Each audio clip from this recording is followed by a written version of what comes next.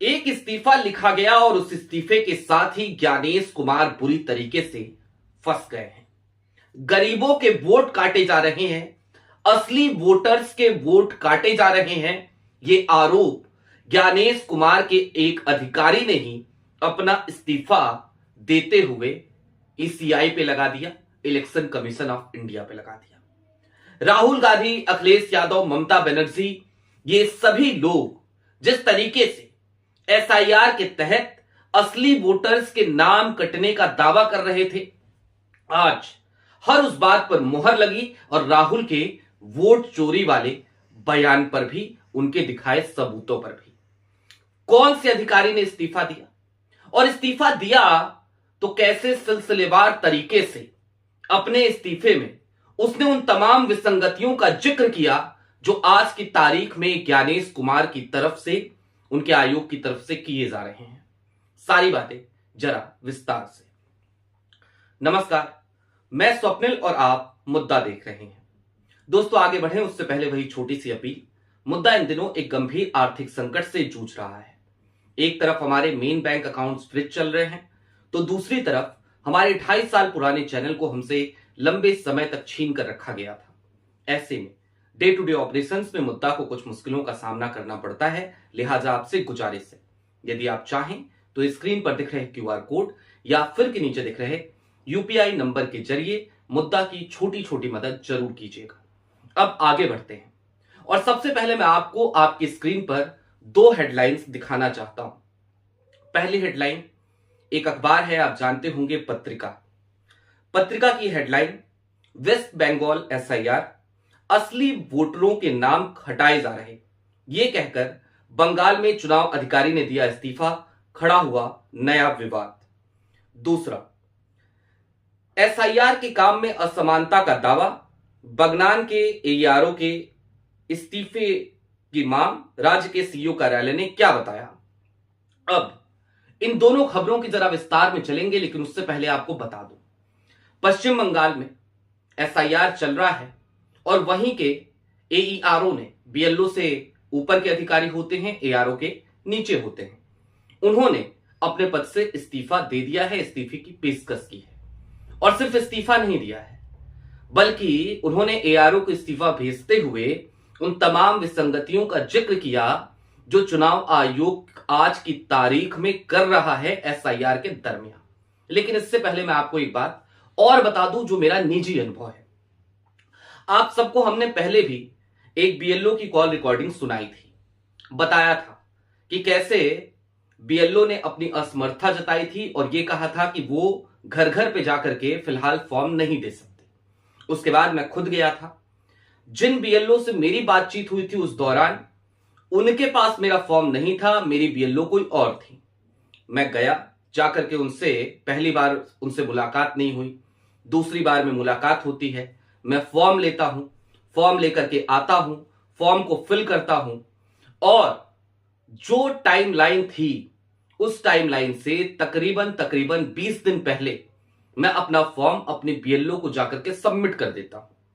इसके बावजूद आज की तारीख में मेरे फॉर्म को डिजिटाइज नहीं किया गया है।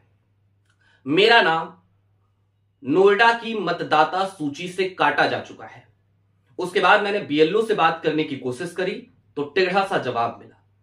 सुपरवाइजर से बात करने की कोशिश करी, बात की तो सुपरवाइजर हमारे आज की तारीख में हमारा फोन नहीं रिसीव कर रहे हैं।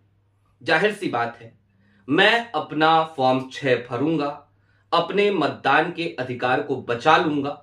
मैं जागरूक हूं, मैं इतना कर सकता हूं, मैं इतना कर लूंगा। लेकिन अगर मेरे साथ ऐसा हो रहा है तो इस देश के आम नागरिकों के साथ, उन लोगों के साथ जो इतने जागरूक नहीं है, कम से कम जो पत्रकार नहीं है, या फिर जरा उनके बारे में सोचिए जो समाज के अंतिम पंक्ति में खड़े हैं, उनके साथ किस तरीके का कुचक्र रचा जा रहा होगा ये आप अच्छी तरीके से समझ सकते हैं। खैर, ये निजी अनुभव भी बताना जरूरी था। अब चलते हैं उसी इस्तीफे की तरफ कि उस इस्तीफे में आखिरकार क्या कहा मौसम सरकार ने। ये एआरओ हैं, इन्होंने स्पेशल इंटेंसिव रिवीजन में लगे एक असिस्टेंट इलेक्टोरल रजिस्ट्रेशन ऑफिसर के इस्तीफे के बाद विवाद खड़ा हो गया है।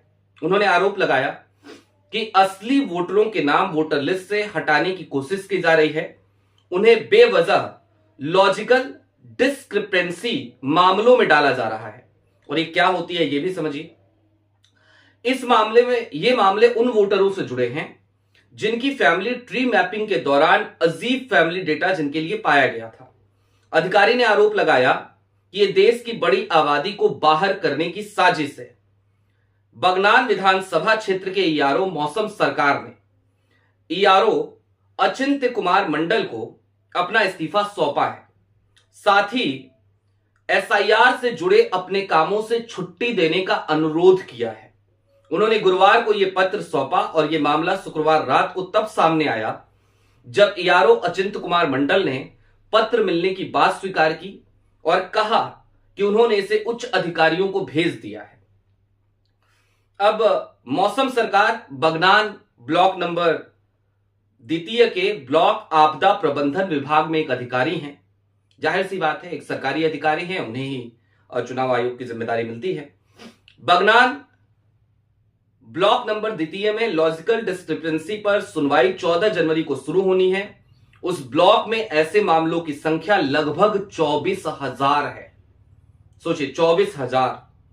मौसम सरकार ने उस सुनवाई से पहले एईआरओ के पद से छुट्टी मांगी है।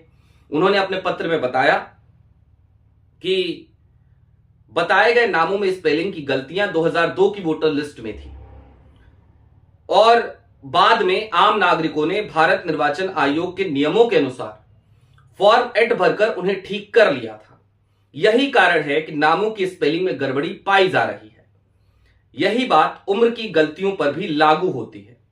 और अब जरा विस्तार से यह जान लीजिए कि इस्तीफा देते समय इन्होंने और क्या क्या कहा।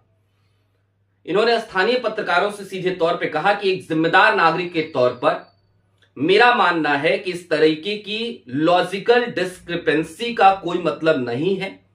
यह बड़ी संख्या में लोगों और हाशिए पर पड़ों समुदायों के लोगों के वोट रद्द करने के इरादे से किया गया है।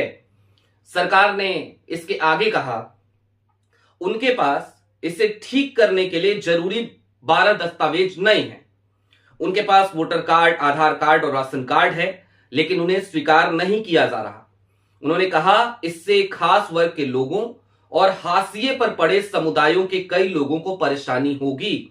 इस बीच हावड़ा के डिस्ट्रिक्ट मजिस्ट्रेट दीपा प्रिया ने इस मामले पर टिप्पणी करने से इनकार कर दिया और इसके बाद जब सीईओ जो वेस्ट बंगाल के हैं उनसे जब बात की गई तो उन्होंने तो लगभग धमकी ही दी मौसम सरकार को और कहा कि उचित कार्रवाई मौसम सरकार पे की जाएगी, क्योंकि उन्होंने जो कुछ भी किया है, जिस तरीके से अपना इस्तीफा दिया है, इसकी वजह से चुनाव आयोग जैसी निष्पक्ष संस्था को ठेस पहुंची है, उसकी गरिमा पर ठेस पहुंची है। अब दोस्तों, मैंने आपको अपना निजी उदाहरण दिया, बताया क्या हुआ मेरे साथ। पहले भी आपको बताया था, फॉर्म लेकर आया था, फॉर्म भी दिखाया था। आज की तारीख में चुनाव आयोग लगातार, आप एक बात समझिए, बीते कुछ दिनों से जगह जगह से जब एसआईआर चल रहा था, छत्तीसगढ़ में या उत्तर प्रदेश में या पश्चिम बंगाल में, देश के अलग अलग हिस्सों में, तो वहां से कुछ इनपुट आ रहे थे हमारे पास। कई बार ऐसा हुआ कि जिन बीएलएज को कांग्रेस ने या अपोजिशन पार्टीज ने नियुक्त किया है, यदि वो बीएलओ के साथ जाकर बैठ रहे हैं, अपने मतदाताओं का, जो उनकी पार्टी के मतदाता है, उन्हें पता है कि भाई ये समर्पित मतदाता है हमारा, इसका वोट नहीं कटना चाहिए, उसके लिए जाकर के उसकी मदद कर रहे हैं, उसके फॉर्म फिलअप करवा रहे हैं, तो इस पे भी भारतीय जनता पार्टी के तमाम लोग, तमाम नेता, कई जगहों पे पार्षद, वो बीएलओ को धमकाने लग रहे थे। कह रहे थे, नहीं, कांग्रेस की बीएलए को लेकर के कैसे आप घूम रही हैं, नहीं, सपा के बीएलए को लेकर आप कैसे घूम रही हैं। छत्तीसगढ़ में तो इस मामले में बकायदा एक एफआईआर दर्ज हुई थी एक पार्षद पे, भारतीय जनता पार्टी के। और दूसरी तरफ आज मौसम कुमार सरकार, बगनान के 2 ब्लॉक के जो ईआरओ थे, उन्होंने ई ईआरओ को जब ये इस्तीफा सौंपा तो उसमें इन तमाम बातों का उन्होंने खुलकर जिक्र किया। वो 4 पॉइंट्स का जिक्र किया और सच्चाई तो ये है कि डिजिटाइज अगर फॉर्म नहीं हुए हैं किसी के, तो इसमें भी ऐसा नहीं है कि सिर्फ और सिर्फ बीएलओ की गलती है। कई बार चुनाव आयोग की अपनी वेबसाइट, चुनाव आयोग का अपना सॉफ्टवेयर वही काम नहीं कर रहा है, तो बीएलओ भी क्या करे, क्या करे वो। कुल मिलाकर चलते चलते इस बात को समझिए कि आज की तारीख में ज्ञानेश कुमार की पोल इस इस्तीफे ने तो खोली ही है, और देश के नेता प्रतिपक्ष राहुल गांधी वो तो लगातार बकायदा सबूत के साथ, सबूतों के साथ किस तरीके से वोट चोरी हो रही है इसका जिक्र कर रहे थे। अखिलेश यादव ने भी इस बात का जिक्र किया आज की तारीख में, और बीते कुछ दिनों से वो लगातार कह रहे हैं कि जो निकाय चुनाव हैं उनके लिए जो एसआईआर हुआ उसमें जो मतदाताओं की संख्या आई और जो मेन मुख्य चुनाव आयोग ने जो एसआईआर कराया, दोनों में मतदाताओं की संख्या में भारी अंतर है। तो ये कैसे हो रहा है, इसको लेकर भी अखिलेश यादव सवाल उठा रहे हैं।